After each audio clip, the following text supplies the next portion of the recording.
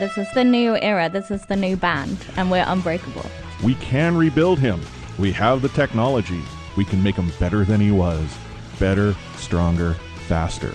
Actually, better, stronger, faster. Is that a faster. line from Starship Troopers or something? No, it's actually the $1 Million Man. $6 Million Man. I know that, and I don't even know what that is. We Brits don't do excitement, so this is the best you're gonna get. Chris is bringing the noise today, apparently. Speaking of vanilla, it's just I don't understand why.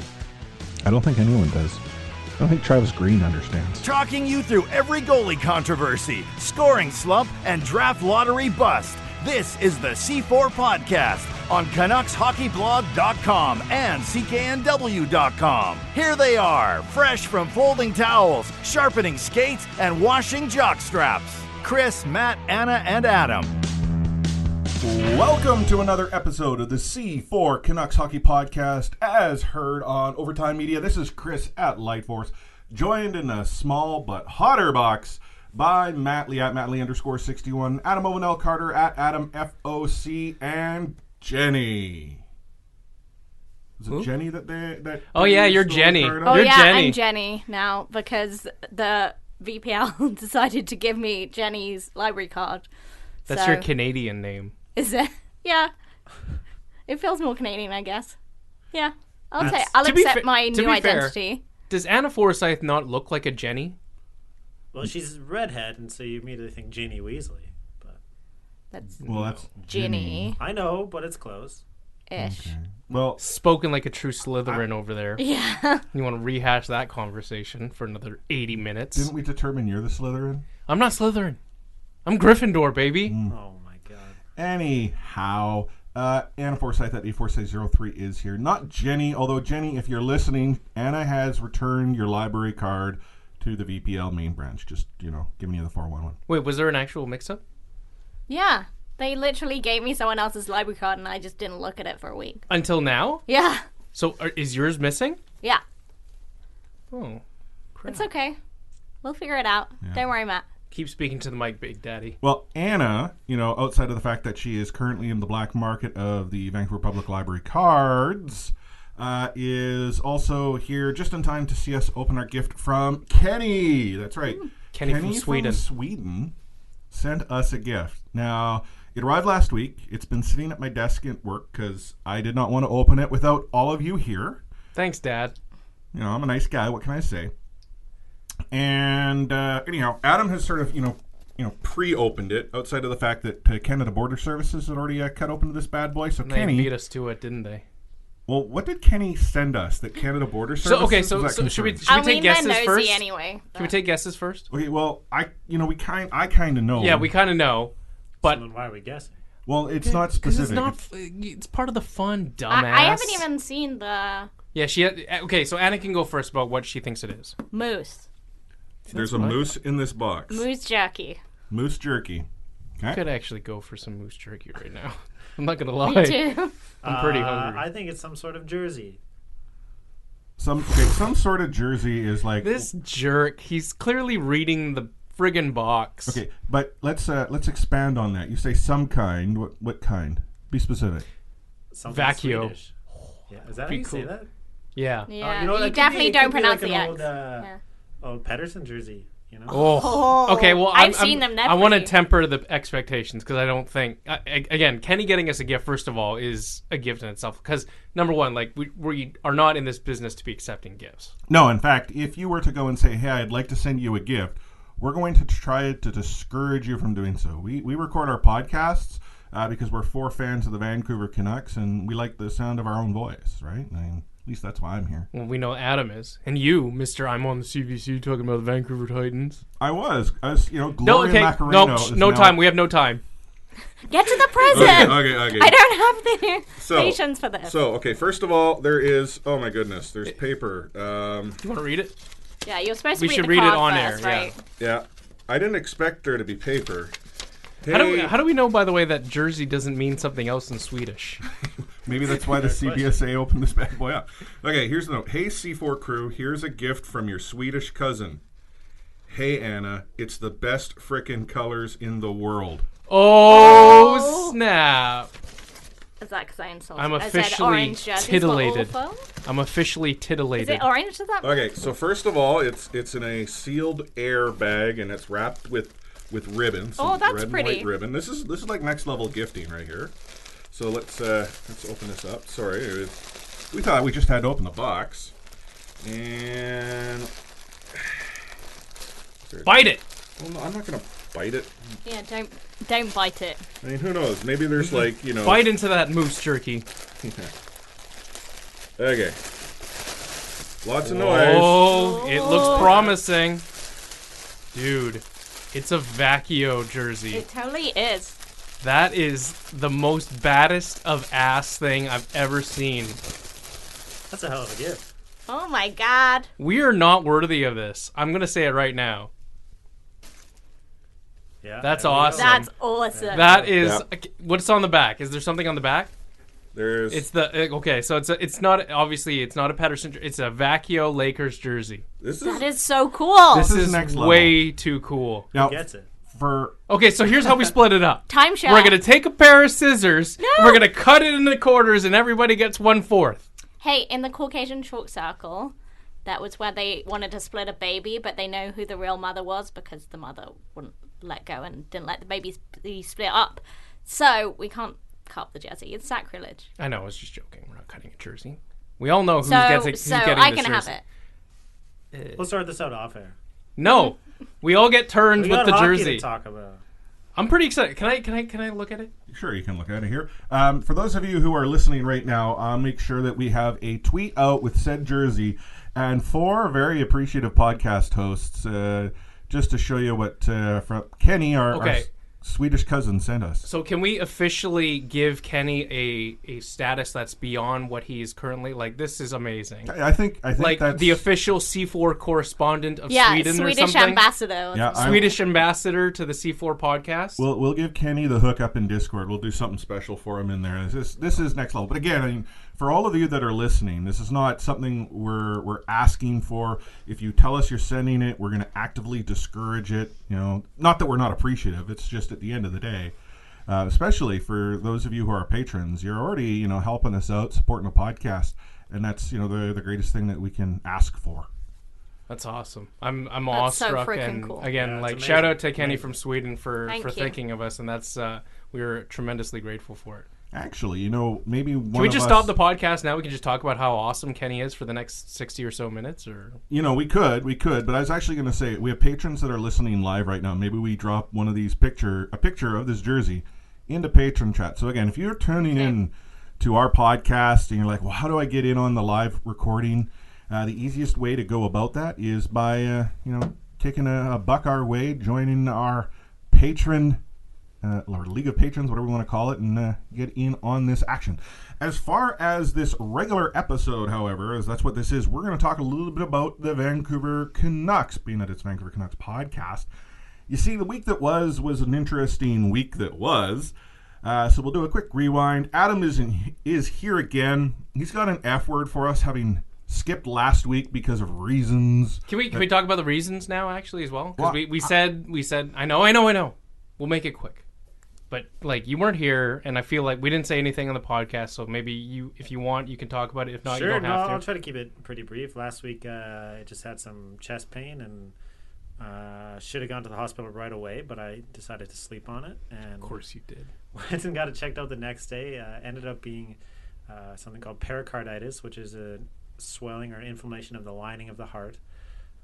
So it's not too bad in and of itself, but if it goes unchecked, it can swell up and really constrict your heart, and that's how you have an actual heart attack or something like that. So I caught it early enough. I'm just on medication for 3 months, which is kind of a bummer. Can't drink or anything like that, but I'm okay. We're glad you're here. He's still with us. which Yeah, is the main thing. I am truly glad you're not dead. Although I'm a little concerned that your desire to test the ticker require. I'm just gonna go over a jog here and see if I keel over. I might have pushed it a little hard today too, but that's okay. So Dr. Recchi is in session. Does this effectively mean that your heart is bigger than normal? No. You said a swelling. Yeah, I guess, but the heart itself just- isn't. More heart to love you with, Matt. It's more to love from Adam. The F stands for Francis, or the F stands for Functioning heart. Functioning heart! Thank Thank God. you. Okay, sorry. Back on the rails. Back on the rails, we're going to talk about the man, the myth, the legend, Luke Schenn. Hits King. He's going to Part get two. some airtime on the podcast. Who to thunk it? And then we've got a whole lot of other stuff to talk about. We got prospects going on. Thank God we're not recording because Matt's starting to unbutton his shirt even more. Dude, it is You started so when you hot started in here. talking originally. That's true. And we have a winner of our first annual C4 Canucks Hockey Podcast Fantasy Hockey Bowl. Should we get to that right away? Like, I'm getting off the rails, but we'll get to it right now. Sure, why not? Because I know he's listening right now. So, Bearded Canuck 03, the official winner of the first annual C4 Fantasy Hockey League. Congrats, Sean. That's awesome. That's quite an achievement. We haven't sort of discussed what's in the works here for Bearded Canuck, but we know he's listening right now, and congrats to him for winning the C4 Fantasy Hockey League. Chris, by the way, you finished last. Obviously. You know, that is on point. I think it would have been a surprise had I not. Anna, I can't remember where you finished. Somewhere around the 10? No, I was in the 7th, 8th playoff, and I think I drew that, but no, you lost were not. in a tiebreak. Oh, man. Yeah. I finished actually So I think behind Anna. 8th. That's sad. I actually lost to Anna. That is sad. But just a quick rundown of some of the players that Bearded Canuck was relying on this year that led him to this victory. Evgeny Kuznetsov, John Carlson, a lot of capitals here. Braden Point, Patrick Laine. His goaltending really keeping him in it. Braden Holtby, Carey Price, and Darcy Kemper leading him to his fantasy title. So congrats, Bearded Canuck 03. We're sort of figuring it out what's going your way, but again, huge congrats. He liked to say the F word. Oh, then get the here then. Okay, see ya. Is going to have the F word on it. I wish I could give you an explanation about it. I can't. You, out of here. You said the F word, Dad.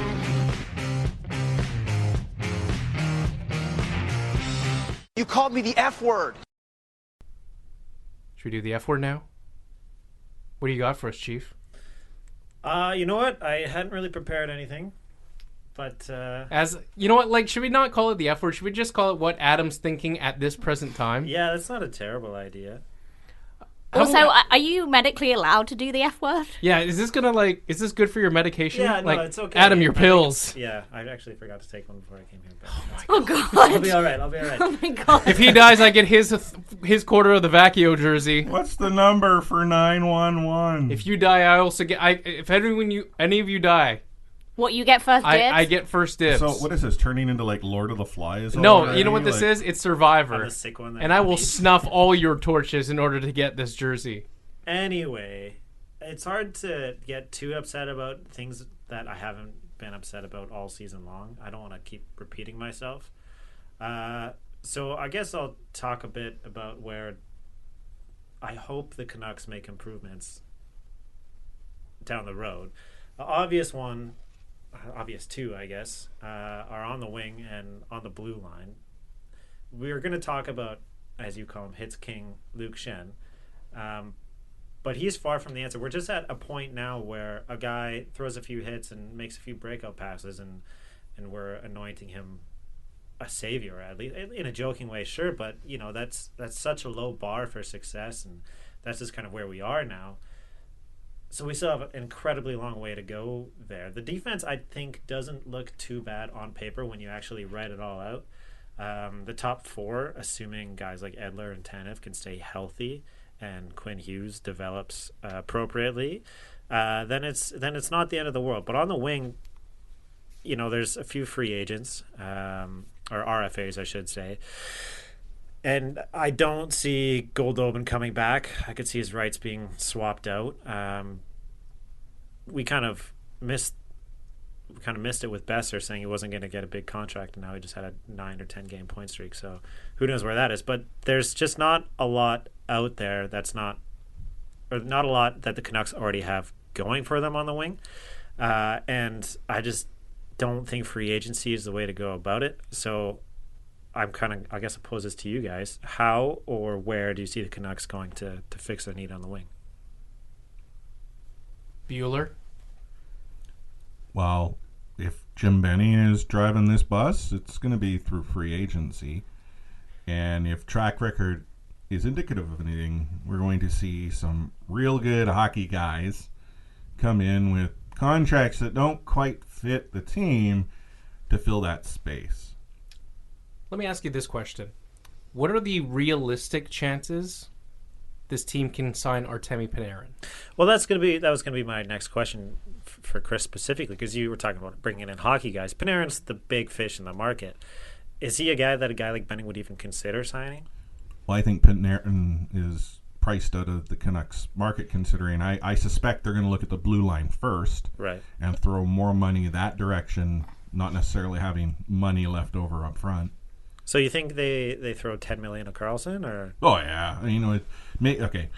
They've been saying that, we're going to make smart decisions, but let's be honest. The Aquilinis want this team to be in the playoffs. They want a draw. They want some more excitement. What's bigger than going out and making a splash to use the draft day, which was a great movie by chance, example. You go big or you go home, right? So, and I think that management would consider it a huge failure if we don't make the playoffs next year. Oh yeah, we've talked about that. Jim Benning, he don't have much more of a leash to run with if the Vancouver Canucks don't get out of the gates competitively for many months next year. I don't want to get off topic too much, but did you hear the quote from LeBron today? Yeah. Or see the quote from LeBron that basically said, they haven't made the playoffs, but how can you fault a guy like he's drafted really well, and I don't see him going anywhere anytime soon. Pretty much said he would be surprised if Benning was fired this offseason. Which I guess maybe would be an upset, but he doesn't deserve the benefit of the doubt at this point, but that's another F word altogether. Next week's F word. Yeah. So, getting back to high-profile free agents, number one, do they even bother making an offer to Panarin? Yes or no? I would like it if they did. He's a heck of a player, but I see them going after guys like Wayne Simmons more than those upper. So yeah, just a tier below. You're saying?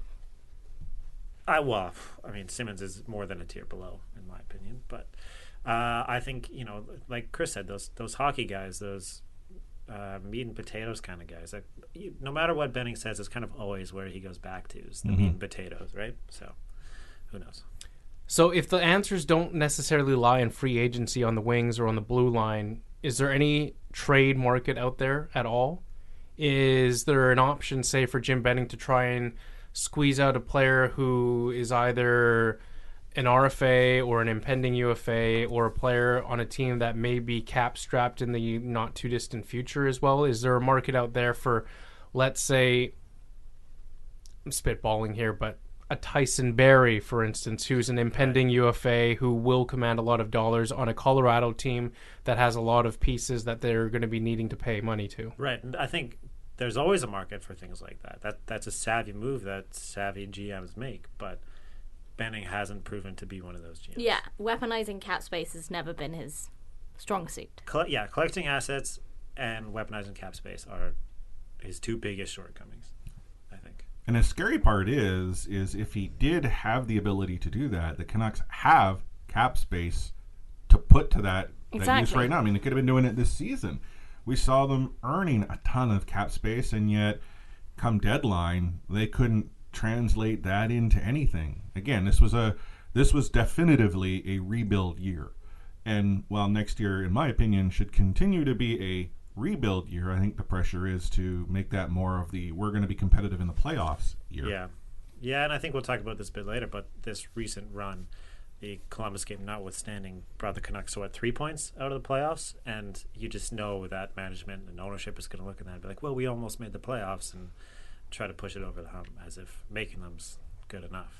Talking about more players maybe on the Canucks in terms of the trade market, is there any doubts here that Brandon Sutter may be used as some sort of trade leverage come July or June? Well, he is one of those players, I think, that would have interest. One, name value, and two, the good old hockey boy, right? Is he worth much? I don't know. Some GM could find him valuable. But he's probably the most valuable tradable asset that the Canucks have.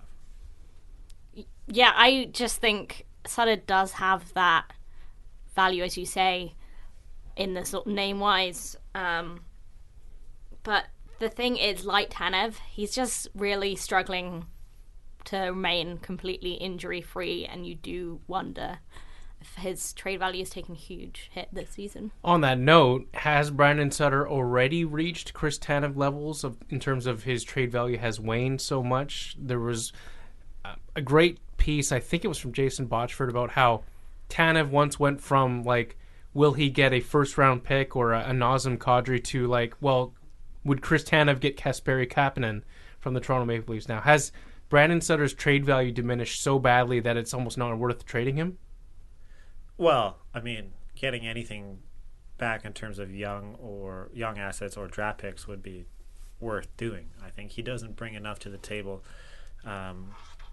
I think, to really warrant the salary he's making. I'd much rather have the asset than him. So I would say there's still value in trading him if you can find a partner. Well, the other thing to consider with Sutter is he is currently on an NTC. That transitions into an MNTC as of next year, where he submits a list of 15 teams he don't want to go to. So he essentially can go and veto half the league. When does that start? June 1st? So he's on an NTC right now. So it would be but the modified. No, yeah, it'll be on July 1. July 1st. Yeah. Well, I mean, that's better than a no movement. Right, clause, exactly. That's You've true. still got the duty to explore that option and try and find one of those 15 teams or 16 teams that you will go to. Yeah. Let's talk about players that are already on the team now that either it's peace be with you or it's bring them back for another year. You mentioned Nikolai Goldobin. We've kind of talked ad nauseum about Nikolai Goldobin. Anna, just a yes or no, Nikolai Goldobin back this year or not? No. Yes. I'll also say yes. Split decision. I think he's qualified as an RFA, and if there's an offer sheet signed or a deal to be worked out, then the Canucks will take it. But I think he's one of those guys that they're probably going to be actively trying to move. Yeah, and I guess my yes is just on more of they'll qualify him. I just don't think there's a market, at least at the start, that time of year, where teams are going to go and say, oh, let's swap some projects. If the move does happen, it probably happens training camp, early season. Nikolai Goldobin for Puljujarvi, would you? No. Really? I don't know. Is that how bad you think of Puljujarvi, or is it more of how much you value Goldobin? Well, I mean, maybe I overvalue Goldobin, but I also just don't think Puljujarvi has shown as much as Goldobin has. What are you smiling about? Nothing. I thought you had something to say. No, Sorry. I'm just. I would agree with that. I think Okay. Puljujarvi has been a bit of a disappointment in general. So You know who I think I could see Benning making a huge push for is Michael Furland. He's one of those guys. He's such a Benning guy. 6 or 7 million too, just because he can do all the little things. It does dare I reek say. of a Jim Benning type of move. Yeah. Oh God, he'll get a no movement clause for sure. 4-year deal, $4 million per. Marcus Granlund walk away, or does he get qualified as well? Maybe qualifying, but just so you don't lose him for nothing. Do you value him more or less than Goldobin? Oh, far, far less. He's barely replacement level. yeah, I would like to see him not playing on this team next year. Tyler Mott, yes or no?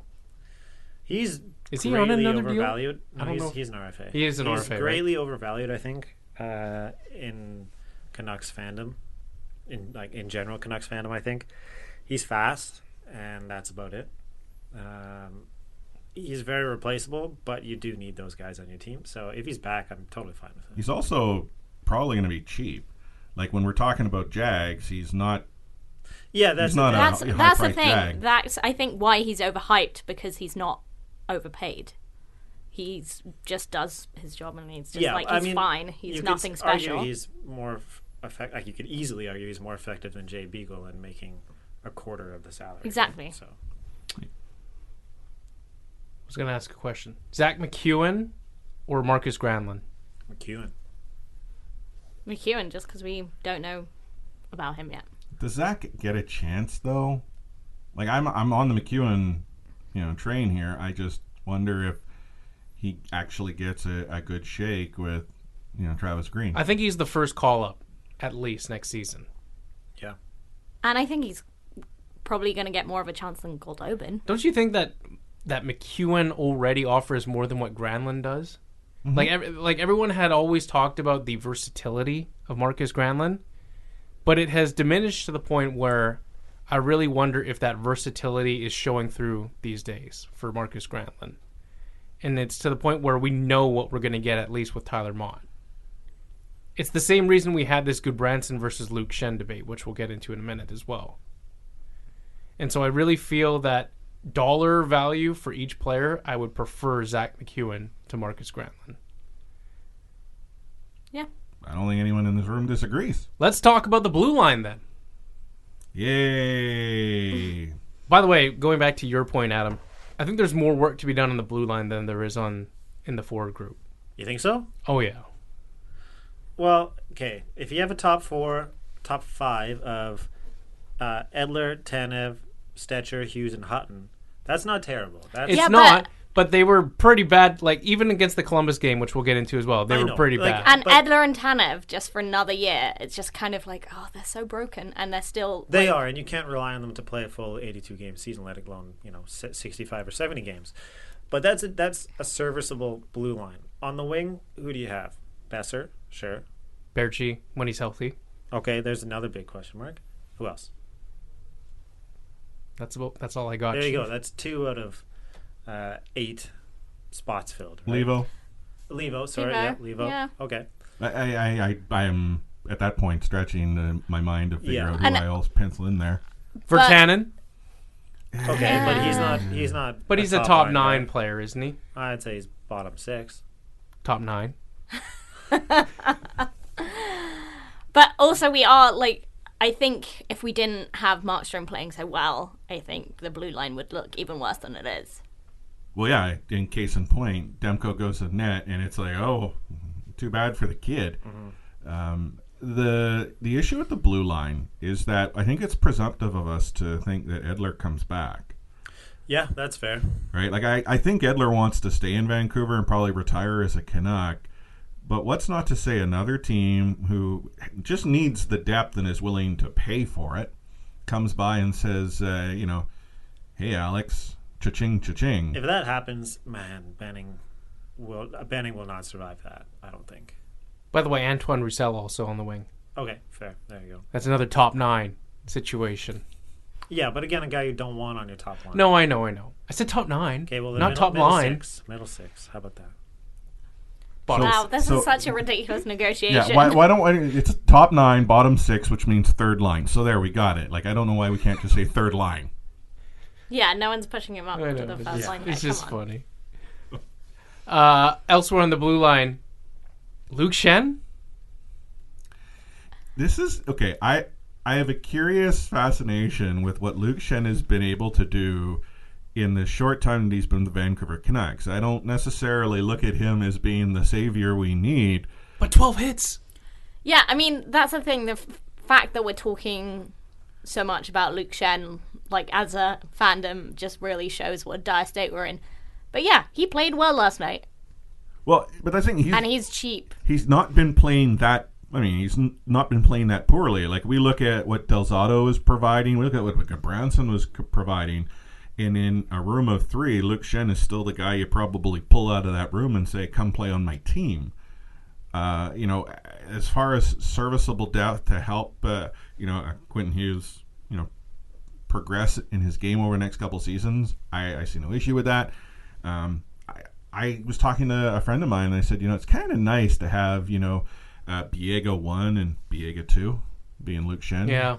Serviceable players that provide you depth that you need, because the Canucks blue line, history tells us, needs a couple extra bodies to pencil in. Yeah. And he's cheap. I repeat, he's cheap. Yeah, for a 6th or 7th defenseman, he's fine. Like I said, he's maybe, again, overhyped just because he hasn't been as apocalyptically bad as guys like Goodbranson. But yeah, he's fine. And again, like you said with Mott, he's cheap and serviceable, so why not? We've talked about Erik Karlsson and the push you would make for him. Is that a no-brainer in your mind, though? I don't know if it's a no-brainer. You at least kick the tires. You kick the tires for sure, but do I want to commit $70 million to Erik Karlsson, another guy who can't always stay healthy and is on the downside of his career now. So or would will you be entering the downside. Well, look here. What does he command on the market? Probably, 10, close to double 10 plus. digits. Yep. More And than, easily. with some letters attached to that as part of the contract, an NTC probably for many years, and a real custom NTC, right? Like he's going to essentially tie you down for a long time. But compared to the other players that we have tied ourselves to. No, okay, sure, fair, but that doesn't mean, just because he's better than guys like Eriksson, or it would be a better signing than a guy like Eriksson, doesn't mean you should go out and do it. Like you got to Karlsson's not going to be as good as he is now. He's already peaked, right? And he's still a great player, but is he worth that much time and that much space, cap space? And I just don't know if that's the case. Yeah. Is he going to make the Canucks a Stanley Cup contender? No. Then why? Would you rather put the money towards Jake Gardiner? Well, half the money and half the term, or maybe a few years off. Yep. Potentially, yeah. Interesting. I think Gardner doesn't get enough love from Toronto media. At least when he's out, they're not as good. He's a good player. I don't want to give him too much money, which I could see happening, but yeah, I'd be happy with Gardner. I think we can all agree, whether it's Gardner or whether it's Erik Karlsson, the blue line in its current state has left a lot to be desired. I mean, we're here talking about the merits of Ashton Sodner and Guillaume Brisebois and Luke Schenn and Biega. Like, 4 of those guys have been bottom 4 defensemen for the Canucks through long stretches of the season.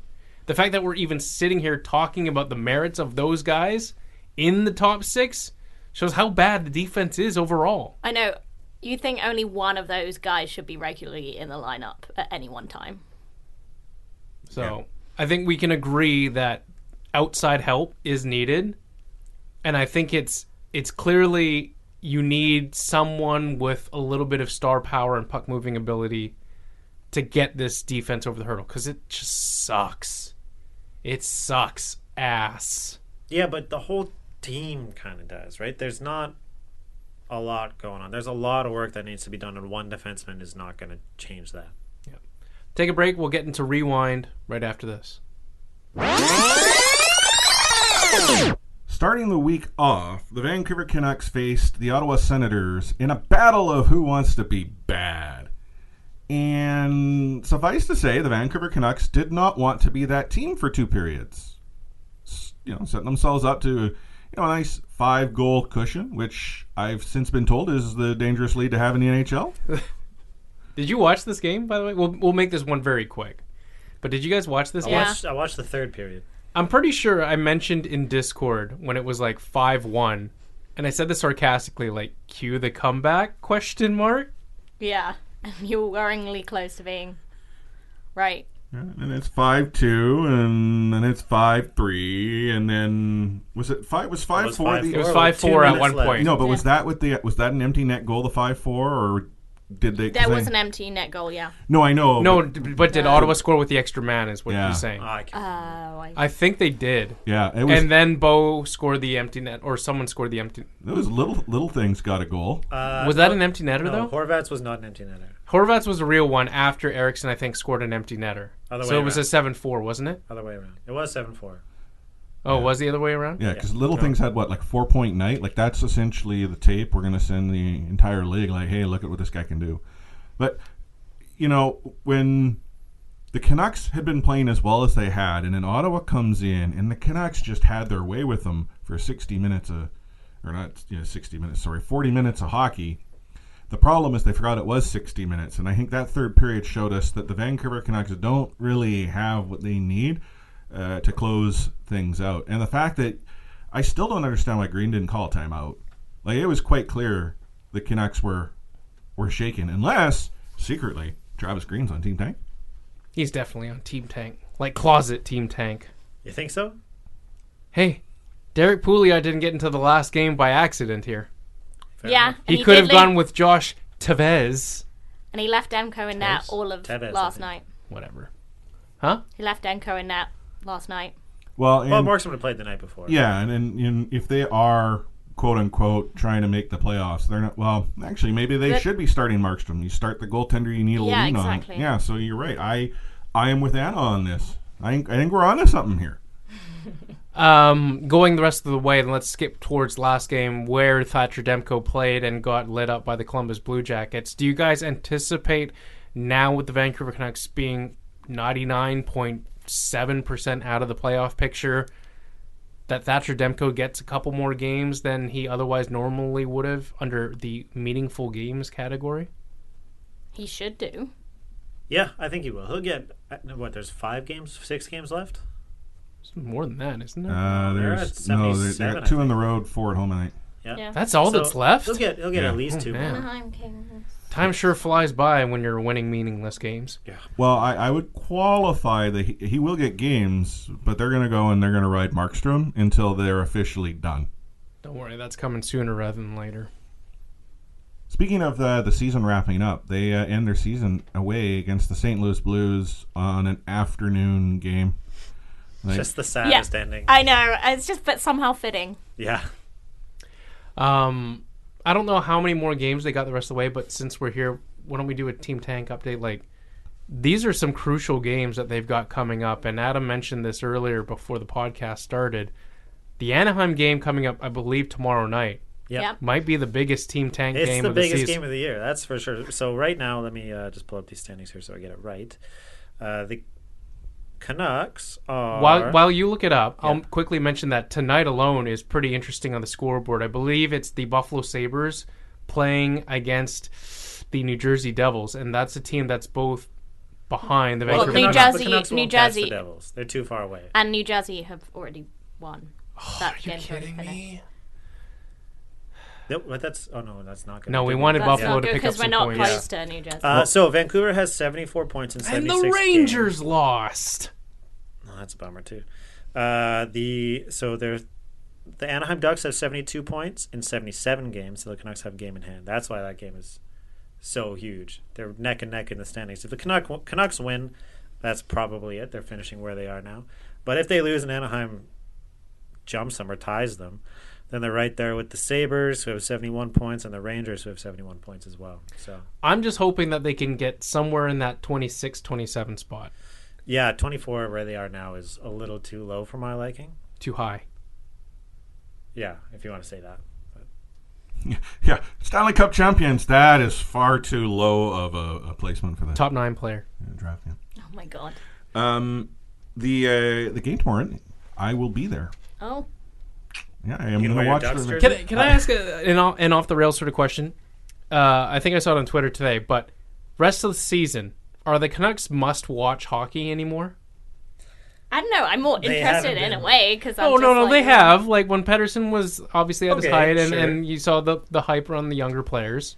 Okay, I mean, maybe now that there's less to play for, there's less pressure, and they can just enjoy more. But, it's not going to be meaningful, exciting hockey. Well, against Anaheim, against the Kings, against the Stars, against the Sharks, against the Preds, and against St. Louis. So that's their actual matchups. We're watching the game to see how well the Canucks do, quote unquote, against competition that they're fighting for a draft lottery spot for. There are some who are actually looking at this as, hey, the Canucks still have a chance, and while mathematically they do, and right now, 7 points out, 6 games left, and that's presuming the teams in front of them are losing just the same. It's, again, Washington Canuck fan, I know you're in patron chat and you hate the team tank talk. I'm all for the Canucks competing, but at this point, I'm looking for the small victory, and that's, better draft position. Yeah, and it's not so much about, at this point, getting the extra percent to get a top 3 pick, which obviously helps, but it's also just not falling out of the top 10. Right now, there's a very small chance that the Canucks fall out of the top 10 based on where they are, which is the worst case scenario. We've always talked about how the top 9, 10 players in this draft are all surefire hits, really. So, that's what it really boils down to. It's like with Pettersson, the Canucks didn't win, but they gave themselves a chance to pick 5th overall, which was worst case scenario, but here we are. Take a break. When we come back, we're going to talk about the NHL draft on that note. Craig Button releasing his latest Craigslist. All that coming up next. C4 Podcast, CanucksHockeyBlog.com. Take hitting out of the game. You can't hit anymore, so don't do it. The unsportsmanlike conduct, I want to get an explanation on. No kidding. Because how do you get suspended for unsportsmanlike conduct? Plus interference. There's no interference there. He had the puck. Now, Madison never ever did that before. Now, why did he do it? And that because he was mad. Well, your early favorite for the Calder Trophy, that's for sure. Elias Pettersson, you might even say your early favorite for the Hart Trophy. Just to get back to your question, Elias is going to play plenty. He's going to get a lot of power play time, and yeah, I'm concerned about our offense. We lost 200-point players, and we've got to find a way to score. So did you see it? Craigslist? Of course I did. I live for it. This is basically a two-horse race right now. Yeah. Sorry. And Anna I chipping read in the article. She did. I mostly meant that for Chris. Sorry, was I shopping for used furniture? Is that what you're asking? Is that what you're actually doing? No, but Craigslist, that's where I would totally go. Craigslist joke, Matt. I get my used furniture. Dad joke. I thought he was going to... I mean, the title of this... Anyway, forget it. Anyway, interesting that he had... I'm going to butcher the name. Podkolzin? Yeah. Third overall, and says that he's neck and neck with Capo Caco right now. There's not much separating. Is that what he said? He said there's not much separating them. That's the first person I've heard say that. I don't know. Same, but he's like, I trust Craig Button. He was bang on smart. about Virtanen. So. Right. Interesting. And But here's the thing with Vasily Podkolzin. There's not a rush for him to make it into North America. And if you're the Vancouver Canucks and you see that, doesn't that present a little bit of a red flag to you? Well, if you're drafting in the top 10, then you're... I'm looking for the past 4 years. You're not in a rush to go anywhere. I'm looking for, if I'm drafting in the top 10, I'm looking for a player that will be able to step onto this roster at this time next season, essentially. Not unlike what Quinn Hughes is doing this season. Right, but Quinn Hughes is an exceptional player. These guys are good, but they're not... We don't know yet that they're superstar players. And I don't know, as much as we love Quinn Hughes, I don't know if we necessarily thought he'd be where he is. He's developed as quickly as he has. Sorry, let me rephrase that. I'd want this player to be able to step onto this team at the start of the season after, like a full season of juniors or wherever. Okay. And then competing for a chance to get on this roster. Why couldn't Podkolzin do this? I just think that Podkolzin, from what I've read, is probably 2 or more years away from playing in North America. Because of talent and stature, or because he's comfortable playing overseas? I think it's because he's comfortable playing overseas, from what I've read. But Vancouver have a bad, obviously, reputation with Russians. That's true, yeah. That's fair. And let me preface this by saying these are the same types of concerns why teams passed on Anze Kopitar back in 2005. They just were not convinced at the time that they were actually going to play in North America. And we all know what happened with Anze Kopitar, of course. Yeah.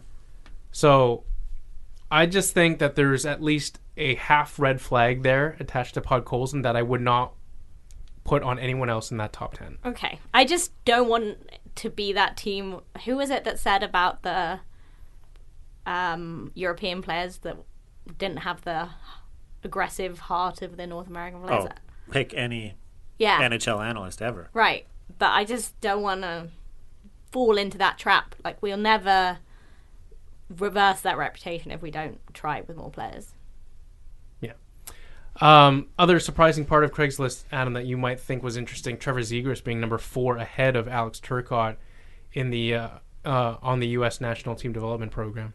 Yeah, it's such a crapshoot, I feel like, after 3. Well, no, even after 2. Yeah, you see it all over the place. It's kind of whatever you like. They're both great players, and I think have bright futures, but I can't nitpick that. See, but here's the thing of why I have Turcotte ahead of Zegras. Little Birdie told me that he anticipates Zegras plays the wing in the NHL. Okay. Whereas it is almost a lock that Turcotte's skill set will translate to him playing well at the center position. Okay. And I just think, all things considered, you take the center over the guy who's probably going to end up playing on the wing. Why? I mean, I get it, but the Canucks are pretty deep down the middle. Sure, but I think I'm just concerned about Zegras' ability to play a 200-foot game. And I know that sounds kind of crazy, but I'd rather take the guy who can play the center position all over the ice than the guy who can just play on the wing. Yeah, that's fair. And you can always bump a guy out to the wing. But I don't think it's like, people say you can play centers at the wing, but there are players who are just better suited to play at a certain position. So, anything else you wanted to add on Zegras or Turcotte at all? Well, no, I know you still want to draft a BPA that high up, but you can't ignore the fact that Canucks do need wingers more than they need centers. Also defensemen. And that too. Bowen Byram at 5, I think, is a perfect. Yeah, range. Okay, so that's my... I'd be very excited. So that was actually the one thing I was going to ask. Is this possibly the season the Vancouver Canucks finally draft a Vancouver Giant? Depends on where they finish. Yeah, placement and all that. If he's there, I really could see Ben Okay, so taking let me ask you this question, Adam. What is the highest you'd be willing to take Bowen Byram? 4? 3 even? Why are you giving me that look? He's the best defenseman in the draft, and it's not close, and he's still Okay. a great player. Let me think about this. It's Hughes and Kakko 1 and 2. Yes. Or 2 and 1, whatever. So you're saying you would take Bowen Byram without hesitation at 3rd? I'm saying if the Canucks did take him at 3, I would not have an issue with it. Being that he is the top defenseman. He's the top defenseman, and he's, if he's fifth overall in your rankings, and there's not much separating 3 from 10, then what's the issue? Okay, so here's the thing, and I like Bowen Byram. I like him a lot. But is there any argument to suggest... Don't say local bias. Not just local bias, but just lack of position bias. There is not even a remotely close defenseman on the level of Bowen Byram. And I'm just saying this. Is there any possibility that we are overvaluing Bowen Byram because he is above and beyond the best defenseman available? I mean, maybe, but have you seen anything saying that? No, it's he justifies his play. He was on a 30-game point streak or something like that. He's a great player, and he's totally worthy of being in a top 5, 6, 7 conversation. And he's the player we've seen most of. But that to the fact that the Vancouver Canucks have seen a lot of the Vancouver Giants over the years, we've yet to see the team actually pull the trigger on. I know, but you can read the Vancouver Giants Ring of Honor and it makes you sad. Oh yeah, no, and I'm not. There's some bad defensemen that played for the Vancouver Giants that were stars for that team. Yeah. Well, yeah, that's true. But I just mean the fact that they do pass on a lot of. They've let a lot of local talent pass under their radar. Brendan Gallagher being the most notoriously recent one. We can get Milan Lucic right now if you want. I'm okay. What I'm saying, he was a valuable player in his time. Back in the day. Yeah. Could have used him in 2011. No, don't do that. Dylan Cousins at 6. 2011, ding, drink. Yeah. Dylan Cousins at 6. Is that too low for him?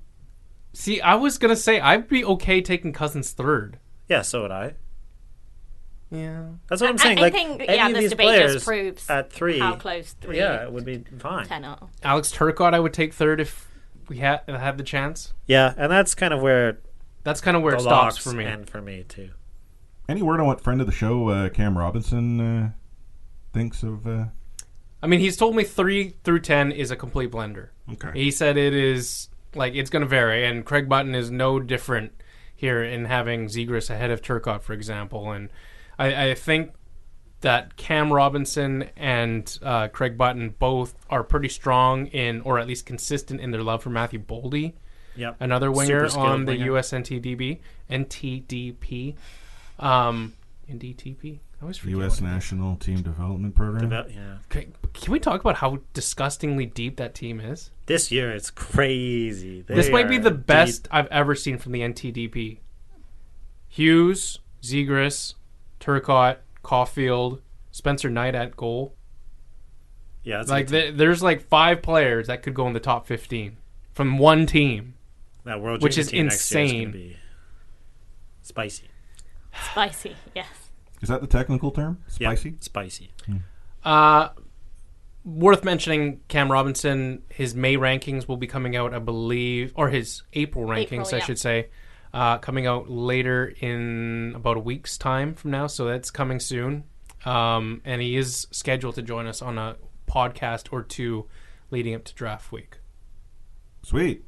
Chris, as we wrap things up here on the C4 podcast, why don't you tell people where they can find us? Well, you're listening to a surprise, but for all your friends and family that you want to introduce to the wonderful world of the C4 Canucks Hockey Podcast, the easiest place to go is www.c4podcast.com. We are on Twitter at the C4 Podcast. Tweet us like Anna does. Or Anna's mom, who also tweets us, which is kind of cool. Hi, Anna's mom. Does Anna's mom still listen to us? Yeah. Cool. Hi, Anna's mom. She'll actually be here in person in Whoa! a week's time. Are we going to get Anna's mom on a podcast? She would hate that. Well, Why? That hurts my feelings. No, not that she would love to see you guys. She just wouldn't love to be on the podcast. So we're taking out for dinner then? Sure.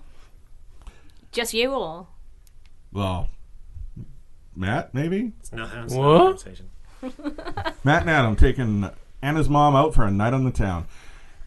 If you're looking for us on Facebook, it's facebook.com/thec4podcast. Anna has been, taking charge of that, dusty off place. So if you notice that the posts are funnier, that's the because reason. It's not Chris.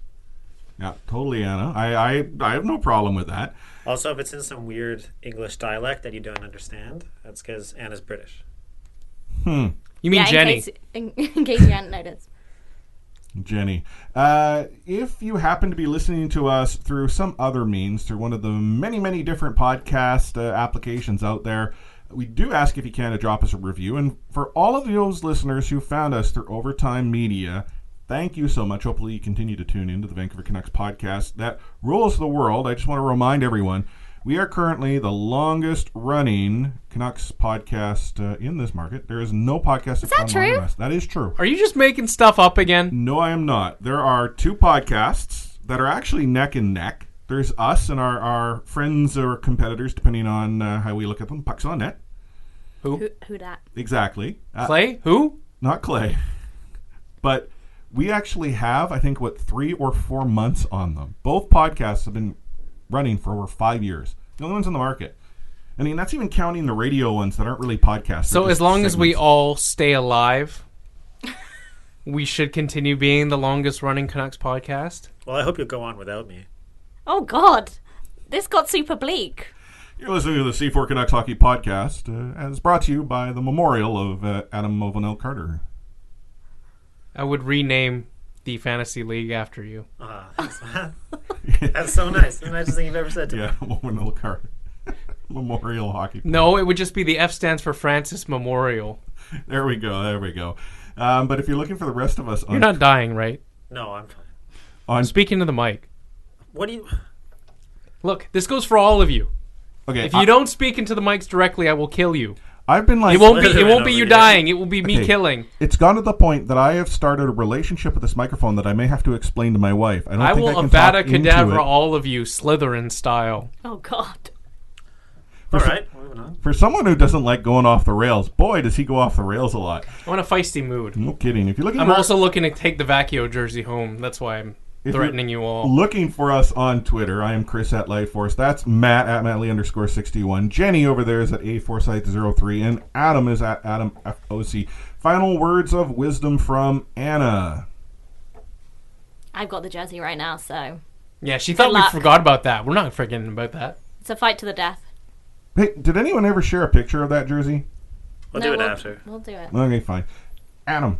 Just thanks for the support from you three in particular this past week. It's very nice. Especially, it was very strange to hear nothing but kind words from Matt. But yeah, thanks, guys. That's when you know Shiznit gets real, right? Yeah. Matt? Just lose the rest of the season. Just lose some games, please. Like, I'm begging you. Like, lose against the Ducks. Give me some hope that this team is going to win the lottery. I'd rather be given false hope than to be given no hope. Friend of the show, Josh, or at Washington Canuck fan in Discord's probably gonna, come up here and cut you. Wait, also, sorry, I just want to disagree with that, Matt. I think I'd rather finish, I don't know, 8th and just know we're not going to win the lottery, then Nope. lose the lottery again. No, I want math on my side. Because then think about like the Canadians last year. No. They were very lucky. Maybe that can happen to us one day. Friend of the show and patron supporter Nexus in patron chat says, "Oh my God, don't forget to press record, Matt." You pressed it, right?